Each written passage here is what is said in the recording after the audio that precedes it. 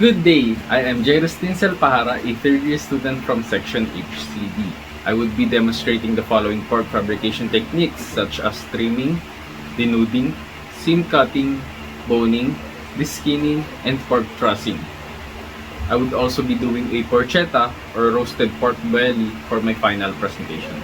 Now for this task, we would be needing pork belly, lemongrass, scallions, celery, chili, carrots, onions, red cane vinegar, olive oil, bay leaf, garlic, salt, and pepper.